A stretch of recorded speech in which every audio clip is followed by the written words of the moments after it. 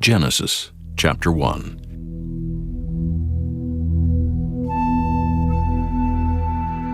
In the beginning God created the heaven and the earth was without form and void, and darkness was upon the face of the deep. And the Spirit of God moved upon the face of the waters. And God said, "Let there be light." And there was light. And God saw the light that it was good. And God divided the light from the darkness. And God called the light day, and the darkness he called night. And the evening and the morning were the first day. And God said, "Let there be a firmament in the midst of the waters, and let it divide the waters from the waters." And God made the firmament, and divided the waters which were under the firmament from the waters which were above the firmament. And it was so. And God called the firmament heaven. And the evening and the morning were the second day. And God said, "Let the waters under the heaven be gathered together unto one place, and let the dry land appear." And it was so. And God called the dry land earth, and the gathering together of the waters called he seas. And God saw that it was good. And God said, "Let the earth bring forth grass, the herb yielding seed, and the fruit tree yielding fruit after his kind, whose seed is in itself upon the earth." And it was so. And the earth brought forth grass and herb yielding seed after his kind, and the tree yielding fruit, whose seed was in itself after his kind. And God saw that it was good. And the evening and the morning were the third day. And God said, "Let there be lights in the firmament of the heaven to divide the day from the night, and let them be for signs and for seasons, and for days and years. And let them be for lights in the firmament of the heaven, to give light upon the earth." And it was so. And God made two great lights, the greater light to rule the day, and the lesser light to rule the night. He made the stars also. And God set them in the firmament of the heaven to give light upon the earth, and to rule over the day and over the night, and to divide the light from the darkness. And God saw that it was good. And the evening and the morning were the fourth day. And God said, "Let the waters bring forth abundantly the moving creature that hath life, and fowl that may fly above the earth in the open firmament of heaven." And God created great whales, and every living creature that moveth, which the waters brought forth abundantly after their kind, and every winged fowl after his kind. And God saw that it was good. And God blessed them, saying, "Be fruitful and multiply, and fill the waters in the seas, and let fowl multiply in the earth." And the evening and the morning were the fifth day. And God said, "Let the earth bring forth the living creature after his kind, cattle and creeping thing, and beast of the earth after his kind." And it was so. And God made the beast of the earth after his kind, and cattle after their kind, and everything that creepeth upon the earth after his kind. And God saw that it was good. And God said, "Let us make man in our image, after our likeness, and let them have dominion over the fish of the sea, and over the fowl of the air, and over the cattle, and over all the earth, and over every creeping thing that creepeth upon the earth." So God created man in his own image. In the image of God created he him. Male and female created he them. And God blessed them. And God said unto them, "Be fruitful and multiply, and replenish the earth and subdue it, and have dominion over the fish of the sea, and over the fowl of the air, and over every living thing that moveth upon the earth." And God said, "Behold, I have given you every herb-bearing seed, which is upon the face of all the earth, and every tree, in the which is the fruit of a tree yielding seed.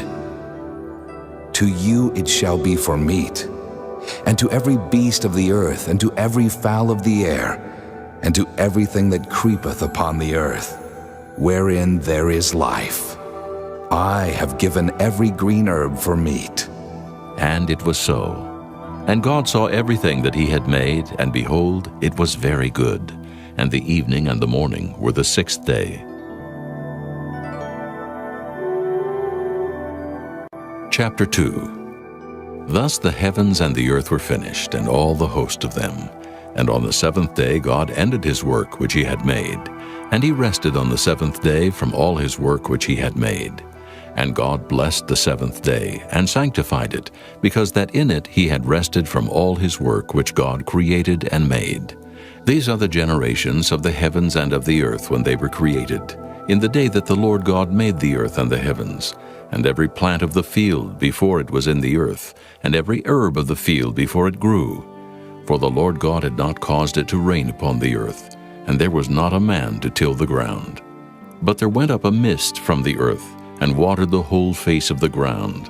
And the Lord God formed man of the dust of the ground, and breathed into his nostrils the breath of life, and man became a living soul. And the Lord God planted a garden eastward in Eden, and there he put the man whom he had formed. And out of the ground made the Lord God to grow every tree that is pleasant to the sight, and good for food, the tree of life also in the midst of the garden, and the tree of knowledge of good and evil. And a river went out of Eden to water the garden, and from thence it was parted, and became into 4 heads. The name of the first is Pison, that is it which compasseth the whole land of Havilah, where there is gold, and the gold of that land is good. There is Delim, and the onyx stone. And the name of the second river is Gihon. The same is it that compasseth the whole land of Ethiopia. And the name of the third river is Hiddekel, that is it which goeth toward the east of Assyria. And the fourth river is Euphrates. And the Lord God took the man, and put him into the garden of Eden to dress it and to keep it. And the Lord God commanded the man, saying, Of every tree of the garden thou mayest freely eat, but of the tree of the knowledge of good and evil thou shalt not eat of it. For in the day that thou eatest thereof, thou shalt surely die. And the Lord God said, It is not good that the man should be alone. I will make him an helpmeet for him. And out of the ground the Lord God formed every beast of the field, and every fowl of the air, and brought them unto Adam to see what he would call them. And whatsoever Adam called every living creature, that was the name thereof. And Adam gave names to all cattle, and to the fowl of the air, and to every beast of the field. But for Adam there was not found an helpmeet for him. And the Lord God caused a deep sleep to fall upon Adam, and he slept. And he took one of his ribs, and closed up the flesh instead thereof. And the rib which the Lord God had taken from man made he a woman, and brought her unto the man. And Adam said, This is now bone of my bones, and flesh of my flesh. She shall be called woman, because she was taken out of man. Therefore shall a man leave his father and his mother, and shall cleave unto his wife, and they shall be one flesh. And they were both naked, the man and his wife, and were not ashamed. Chapter 3. Now the serpent was more subtle than any beast of the field which the Lord God had made. And he said unto the woman, Yea, hath God said, Ye shall not eat of every tree of the garden? And the woman said unto the serpent, We may eat of the fruit of the trees of the garden, but of the fruit of the tree which is in the midst of the garden, God hath said, Ye shall not eat of it, neither shall ye touch it, lest ye die. And the serpent said unto the woman, Ye shall not surely die. For God doth know that in the day ye eat thereof, then your eyes shall be opened, and ye shall be as gods, knowing good and evil. And when the woman saw that the tree was good for food, and that it was pleasant to the eyes, and a tree to be desired to make one wise, she took of the fruit thereof, and did eat, and gave also unto her husband with her, and he did eat. And the eyes of them both were opened, and they knew that they were naked. And they sewed fig leaves together, and made themselves aprons. And they heard the voice of the Lord God walking in the garden in the cool of the day. And Adam and his wife hid themselves from the presence of the Lord God amongst the trees of the garden. And the Lord God called unto Adam, and said unto him, Where art thou? And he said, I heard thy voice in the garden, and I was afraid, because I was naked, and I hid myself. And he said, Who told thee that thou wast naked? Hast thou eaten of the tree whereof I commanded thee that thou shouldest not eat? And the man said, The woman whom thou gavest to be with me, she gave me of the tree, and I did eat. And the Lord God said unto the woman, What is this that thou hast done? And the woman said, The serpent beguiled me, and I did eat. And the Lord God said unto the serpent, Because thou hast done this, thou art cursed above all cattle, and above every beast of the field. Upon thy belly shalt thou go, and dust shalt thou eat all the days of thy life. And I will put enmity between thee and the woman, and between thy seed and her seed. It shall bruise thy head, and thou shalt bruise his heel. Unto the woman he said, I will greatly multiply thy sorrow and thy conception. In sorrow thou shalt bring forth children, and thy desire shall be to thy husband, and he shall rule over thee.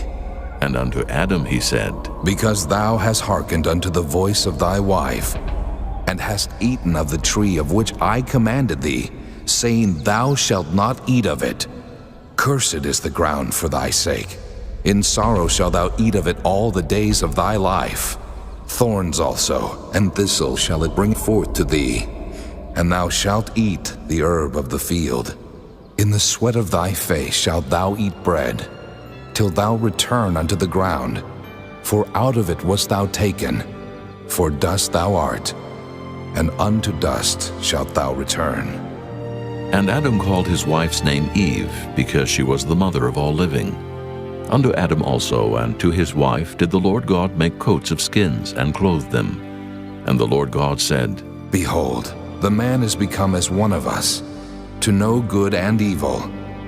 And now, lest he put forth his hand, and take also of the tree of life, and eat, and live forever.